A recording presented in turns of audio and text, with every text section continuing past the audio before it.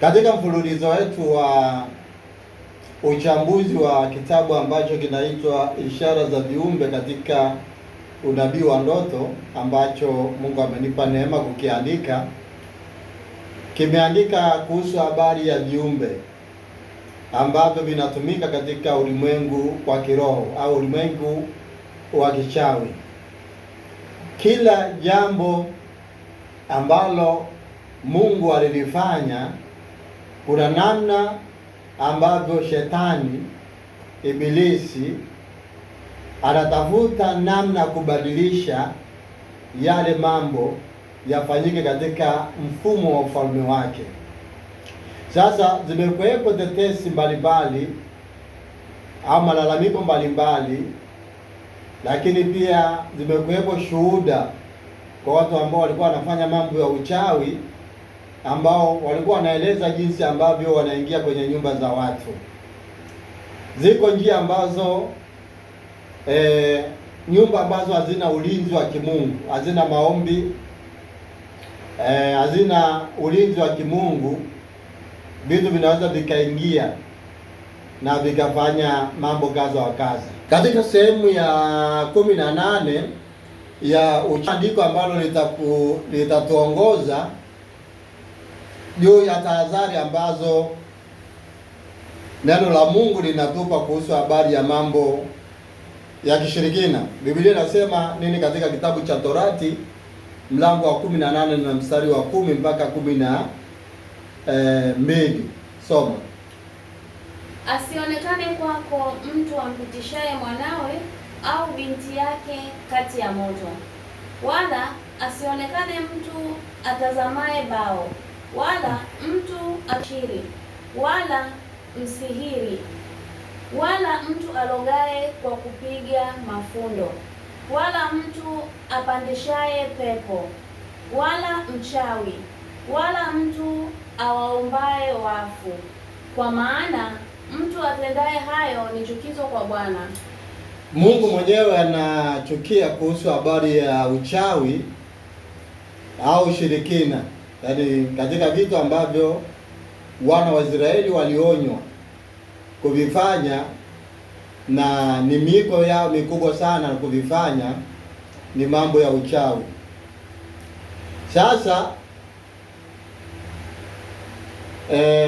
katika tafiti zinaonyesha kwa watu mbalimbali ambao wamefanya utafiti na wale ambao walifanya mambo ya kishirikina, unaweza kuona hiyo clip ambayo inatembea mahali hapo.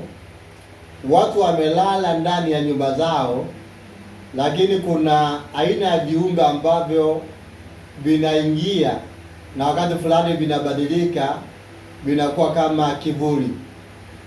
Sasa unawezaje kujua kwamba kuna mchawi au kuna jini au kuna roho nyingine ambayo imeingia ndani ya nyumba yako? Jambo la kwanza, ukiwa umelala,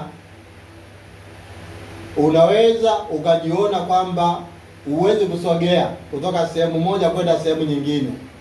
Yaani unahisi ya kwamba huwezi kusogea, kumuvu kutoka sehemu moja kwenda sehemu nyingine. Hii ni ishara ya kwamba kuna viumbe ambavyo vimeshaingia ndani ya nyumba yako. Lakini pia unaweza kuona au kuhisi kwamba kwenye chumba chako kuna mtu, yaani hiyo ni live, uko ndani, lakini ukahisi ya kwamba kwenye chumba chako kuna mtu ameingia mahali pale.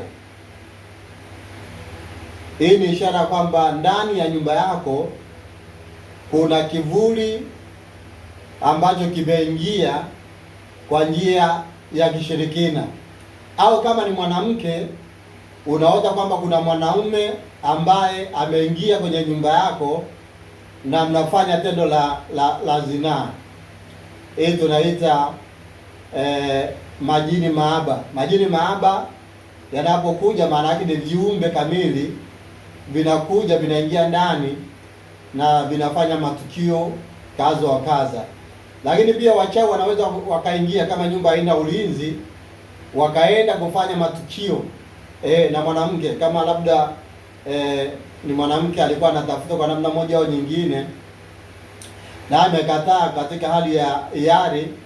Sasa hizi nguvu za kipepo zinaweza zikaingia, na mwanamke asubuhi anaamka, anajiona kwamba aliota kwamba alikuwa na mzee fulani wapo, maana yake waliingia kichawi. Kwa hiyo unaweza kuona viumbe hivi vinaingia, na ndio maana kwenye huduma nyingine wana vifaa maalum vya kiroho ambavyo vifaa hivi vimeombewa na vinakuwa na kusudi. Kipindi kile ambacho umelala, akili yako haina matunda, basi Mungu anapitia kwenye hivyo vifaa. Kwa mfano maji ya mfuniko mweupe ukimwaga, haya yanapatikana Kimara Temboni tu kwa mtumishi wa Mungu Mwalimu Mwonaji kwa Musa Richard Mwacha. Moja ya faida ya yale maji ni kwamba unapomwaga ndani vile viumbe vya kiroho, yaani viumbe vya kichawi haviwezi kuoperate kwenye hiyo nyumba. Kuna namna ambavyo ni elimu kubwa ya mambo ya vifaa vya kiroho, lakini moja ya vitu ambavyo vinafanya hivyo. Kwa hiyo unaweza kumwaga yale maji ya mfuniko mweupe asubuhi ukawa unafanya usafi, ukakuta kwamba kuna vitu vya kichawi. Kwa nini? Kwa sababu kuna uchawi ambao unaingizwa ndani ya nyumba kwa namna ambazo wewe uweze kuona, lakini unapomwaga yale maji ambayo ni ya mfuniko mweupe, maana yake ule uchawi unaisha nguvu. Kwa hiyo vile vitu sasa unaweza kuviona katika macho ya kawaida. Kwa hiyo kwenye hiyo video unaweza kuona hiyo ni ishara kwamba nguvu za giza zinaweza zikaingia ndani ya nyumba yako na zikaoperate kama nyumba haina ulinzi. Lakini zaidi imezungumza kuhusu habari ya uchawi unaotokana na viumbe. Unaweza kuupata katika kitabu hiki ambacho kimeandikwa Ishara za Viumbe katika unabii wa ndoto. Kumbuka kwamba pamoja na kwamba ulimwengu wa roho unaoperate, ulimwengu wa giza unaoperate, lakini ulimwengu wa nuru una nguvu kubwa kuliko ulimwengu wa giza. Kwa hiyo sisi tunapromote nguvu ya damu ya Yesu kwamba ina nguvu kubwa, kuna mamlaka makubwa kwa kuweza kufanya au kuprotect nyumba yako pamoja na familia yako. Asante.